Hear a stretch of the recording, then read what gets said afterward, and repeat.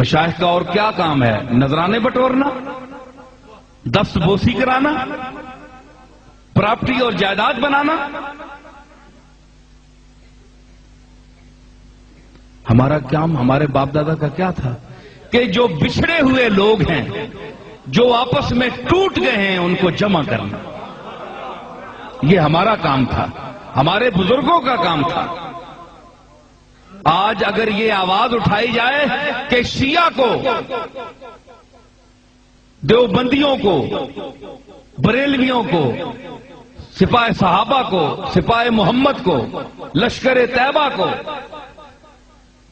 اور تبلیغی جماعت کو کلمہ گو ہیں، ان کو ایک پلیٹ فارم پر اکٹھا کرنے کی کوشش کی جائے تو کہتے ہیں یہ آدمی کیوں یہ بولی بول رہا ہے؟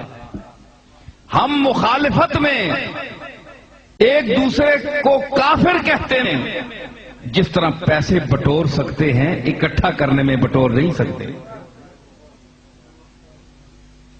ہمیں بریلوی کون کہے گا اگر ہم سب کو کافر نہیں کہیں گے تو؟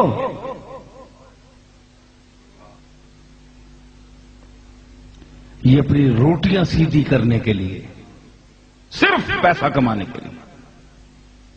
اسی طرح دیوبندیہ کا ان کا بھی یہی حال ہے، وہ اپنے اس پنجرے میں بند ہیں کہ وہ ان کو کافر کہتے ہیں، یہ ان کو کافر کہتے ہیں۔ تو یہ سلسلہ باہمی تکفیر کا سلسلہ کب تک چلے گا؟ کیا کوئی آواز نہیں ہے دنیا میں، پاکستان میں، انڈیا میں، بر صغیر پاک و ہند میں کوئی ایسا آدمی نہیں ہے، نہ علماء میں نہ مشائخ میں، سب خاموش ہیں۔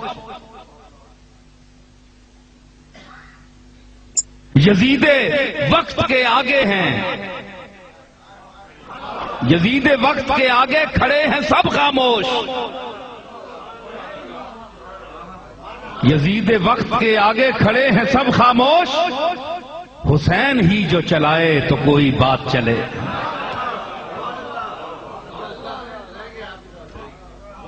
اب حسین یا اس کا غلام ہو کوئی تو وہ بات چلائے تو بات چلتی ہے، ورنہ اس یزید وقت کے سامنے تو سب خاموش ہیں، سب بغیرت بنے ہوئے ہیں، بغیرتی کی روٹیاں کھا رہے ہیں سب۔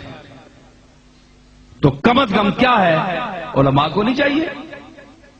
انہیں پتا ہے کہ اگر ہم نے کیا تو کہیں گے یار یہ بدعقیدہ ہو گیا، یا دیوبندیوں کو بھائی بنانا چاہتا ہے، یہ دیوبندیوں کو قریب لانا چاہتا ہے، یہ اپنے مسلک کا غدار ہے۔ میں آپ کو بتاؤں کہ میرے جد امجد حضرت پیر مہر علی شاہ رحمت اللہ علیہ دیوبندیوں کے بہت بڑے عالم مولانا انور شاہ کشمیری علیہ رحمت ایک مرتبہ گولڈا شریف آئے تو میرے جد امجد پیر مہر علی شاہ صاحب رحمت اللہ علیہ بہت احترام سے ان کو پیش آئے ان کے ساتھ، اور جب وہ واپس چلے تو پیر صاحب تانگے تک نیچے ان کو چھوڑنے کے لیے آئے۔ یہ وہی پیر صاحب ہیں جو ویسرائے ہند کے بلانے پر دلی نہیں گئے۔ بڑے بڑے تاجدار اور رئیس اور بڑے بڑے نواب ان کے جوتوں میں بیٹھتے تھے۔ انور شاہ کشمیری وہاں آئے تو پیر صاحب انہیں تانگے تک نیچے اڈے میں پہنچانے کے لیے آئے۔ اس وقت سواریاں یہی تھی، تانگے وغیرہ۔ تو جب تک ان کا تانگا چلا نہیں آپ کھڑے رہے۔ ان کو پتہ نہیں تھا کہ وہ دیوبندی ہیں، دیوبند کے فارغ ہیں اور پکے دیوبندی ہیں۔ تو پیر صاحب ایسا کرنے سے کیا وہابی ہو گئے؟ کیا گستاخان رسول کے ادب کرنے والوں میں سے ہو گئے؟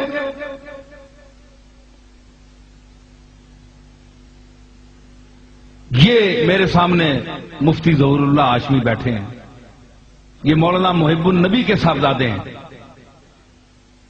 کل بھی وہاں مفتی عبد الشکور ہزاروی آئے تھے وزیر آباد سے، تو میرے پاس بیٹھے رہے تو یہی باتیں چلی، تو انہوں نے مجھے بتایا کہ ہمارے استاد مولانا محب النبی صاحب نے اپنے شیخ اور استاد حضرت پیر مہر علی شاہ صاحب رحمت اللہ علیہ کی تھا کسی دیوبندی کو کافر نہیں کہا۔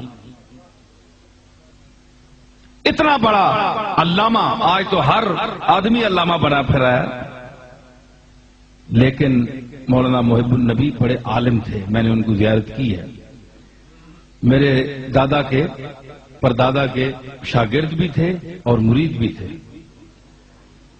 تو انہوں نے کیا کہا، وہ دیوبندیوں کو کافر نہیں کہا، صرف